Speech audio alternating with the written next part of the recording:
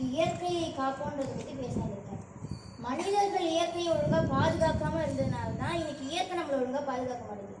படித்தவங்க கையில் இயற்கை தடுமாறுது, ஆனால் படிக்காத பாமரர்கள் கையில் இயற்கை பத்திரமா இருக்கு.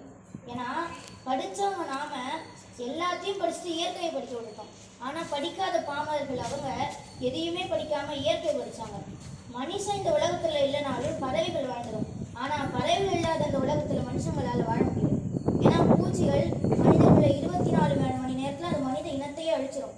அது தெரியாமல் 2G 4G 5Gன்னு ஒவ்வொன்றா கண்டுபிடிச்சி சிட்டுக்குருவியே அழிச்சிட்டோம்.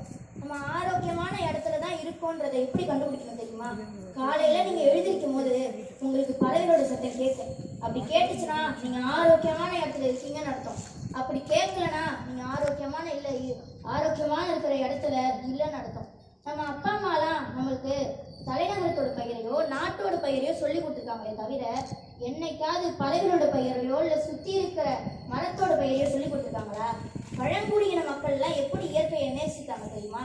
சத்தியமங்கலம் அப்படின்ற ஒரு பகுதியில் சந்தன பொட்டை வைக்கிறதையே பாவம் நினச்சாங்களாம்.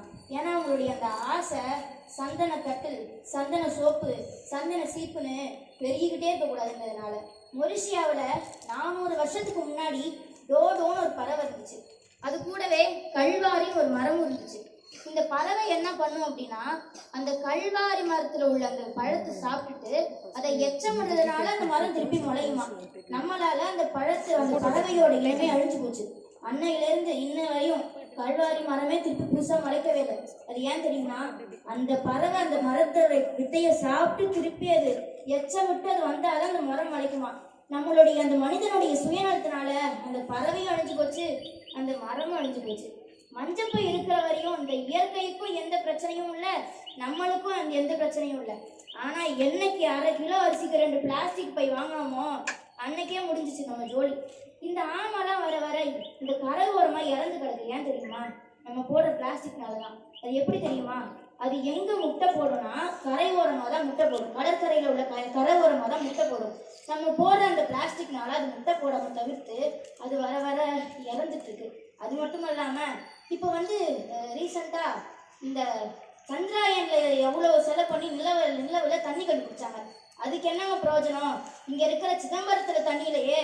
அது மட்டுமா, ஆதிக்காத்துல அம்மியும் பறக்கும்னு சொல்லுவாங்க. ஆனால் நம்ம ஸ்கூல் கம்பியில் உள்ள அந்த கொடியே பறக்க மாட்டேது. காரணம் காற்று இருந்தால் தானே. வர வர வெயில் அதிகமாகுதுன்னு 30,000 ரூபா கொடுத்து ஏசி வாங்க தெரிஞ்சு நம்மளுக்கு 30 ரூபா கொடுத்து ஒரு மரக்கன்று நட்டு வைக்க தெரியல. ஒரு யானை ஒரு நாளைக்கு 300 கிலோ விதையை விதைக்கிறது. நம்மளால ஒரு புல்ல கூட நட்டு வளர்க்க முடியவில்லை.